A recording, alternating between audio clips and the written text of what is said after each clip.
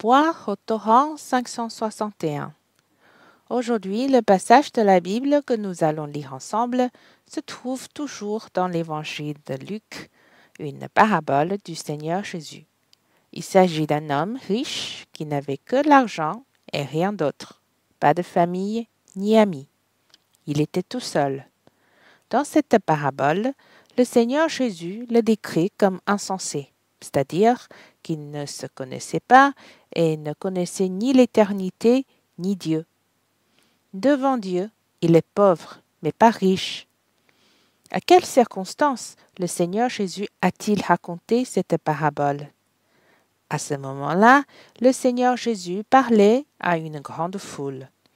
Et il y avait une personne qui avait fait une demande particulière en lui coupant la parole. Quelle était cette demande? Il voulait l'aide du Seigneur Jésus pour partager l'héritage entre lui et son frère. Peut-être qu'il y avait des disputes et qu'il espérait que le Seigneur Jésus ferait la médiation et déciderait pour lui. Ce n'était rien d'autre que pour l'argent. Devinez si le Seigneur Jésus l'avait aidé à partager l'héritage. Mais non, il ne l'a pas fait. Le Seigneur Jésus a refusé et a raconté une parabole à travers laquelle le Seigneur Jésus avait un grand objectif: montrer à la foule que la vie d'un homme ne dépend pas de ses biens, fût-il dans l'abondance. C'est-à-dire que votre vie ait un sens ou pas, qu'elle ait de la valeur ou pas, qu'elle soit éclatante ou glorieuse ou pas, ne dépend pas de l'argent. Ensuite, il a raconté la parabole de l'homme riche. Lisons d'abord ce passage de la Bible, l'Évangile de Luc, chapitre 12, du verset 16 au verset 21. Lisons-le ensemble. Et il leur dit cette parabole. Les terres d'un homme riche avaient beaucoup rapporté, et il raisonnait en lui-même, disant: Que ferai-je, car je n'ai pas de place pour cirer ma récolte. Voici, dit-il, ce que je ferai: j'abattrai mes greniers, j'en bâtirai de plus grands, j'y amasserai toute ma récolte et tous mes biens. Et je dirai à mon âme: Mon âme, tu as beaucoup de biens en réserve pour plusieurs années. Repose-toi, mange, bois et réjouis-toi. Mais Dieu lui dit: Insensé, cette nuit même ton âme te sera redemandée. Et ce que tu as préparé, pour qui cela sera-t-il? Il en est ainsi de celui qui amasse des trésors pour lui-même et qui n'est pas riche pour Dieu. Ici, on voit que les terres de cet homme riche avaient tellement rapporté qu'il n'avait pas assez de place pour stocker sa récolte. Il songeait à abattre ses greniers et en bâtir de plus grands. Il n'arrivait pas à tout manger ni à tout utiliser. La seule solution était de la stocker. Est-il un homme riche ainsi?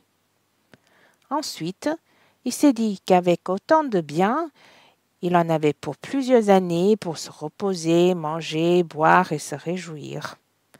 Y a-t-il un sens à cela? Vous pouvez manger, vous réjouir pendant des années et découvrir le monde. Telle est-elle votre vie? Le Seigneur Jésus a déjà dit au préalable que la vie d'un homme ne dépendait pas de ses biens, fût-il dans l'abondance. Cette parabole nous montre que ceux qui raisonnent ainsi sont insensés devant Dieu, puisque vous ne pouvez pas contrôler votre vie. Si aujourd'hui votre âme vous est redemandée, où vont partir vos biens? Voyez encore une fois cette parabole. Cet homme riche, qui a beaucoup ruminé et beaucoup pensé à lui-même, il ne semble pas avoir ni famille ni amis. Globalement, ce grand riche n'a que l'argent. Premièrement, il est insensé et ne se connaît pas. Il ne connaît pas l'âme des gens ni l'éternité. Il est déjà dans la misère. En plus, il n'a ni amis ni famille. Bien sûr, il n'a pas Dieu non plus. C'est pourquoi ce riche est finalement un pauvre riche. Après avoir lu cette parabole, on ne peut pas s'empêcher d'avoir un sourire compréhensif. j'ai vraiment ressenti le sens de l'humour du Seigneur Jésus. Avant cette parabole, il a dit que la vie d'un homme ne dépendait pas de ses biens, fut-il dans l'abondance. Le Seigneur Jésus a pris ce riche insensé comme exemple pour illustrer que la richesse spirituelle est la vraie richesse. J'ai remarqué une chose dans l'évangile de Luc au chapitre 12. Lorsque ce riche se parlait, cela paraît étrange, n'est-ce pas? En plus, il ne cessait pas de répéter lui-même, par exemple, il raisonnait en lui-même, ma récolte, que ferai-je? Mes greniers et aussi toute ma récolte et tous mes biens. Ensuite, il parlait à son âme, c'est-à-dire qu'il se consolait. Il n'y a que lui-même dans sa vie et rien d'autre. Cela me fait penser que Dieu n'aime probablement pas quelqu'un d'aussi égocentrique. Dieu désire que l'on établisse des relations avec les autres, avec amour, et bien sûr ce qui importe le plus, c'est de penser à Dieu et au Seigneur lui-même, en relation avec Dieu. La Bible mentionne que dans les derniers jours, les hommes seront égoïstes, amis de l'argent. Je remercie le Seigneur de nous avoir détachés de ce monde. On ne devrait pas avoir ces valeurs-là. La vie ne dépend pas des biens, mais de l'abondance spirituelle, c'est-à-dire de notre relation avec Dieu. Rappelez-vous qu'on ne partira pas avec les biens et l'argent. Tout ce que vous pourrez apporter au ciel, c'est votre expérience avec Dieu. Votre expérience avec Dieu est-elle riche? Êtes-vous quelqu'un de riche? Êtes-vous capable de partager cette richesse spirituelle avec les autres? Moi, je prie le Seigneur pour ne pas être égocentrique. Il faut que je tienne à cœur Dieu et les besoins de Dieu. Je souhaite vraiment expérimenter beaucoup Dieu, partager l'amour de Dieu et partager la volonté et le plan de Dieu. Et vous? J'espère que nous sommes tous riches spirituellement. Bon, prions ensemble. Ensuite, vous pouvez aussi parler à haute voix au Seigneur. Seigneur, je te remercie de nous avoir sauvés des courants de ce monde. Dans le passé, nous étions peut-être avares, préférant l'abondance matérielle. Mais Seigneur, que ton amour nous encourage.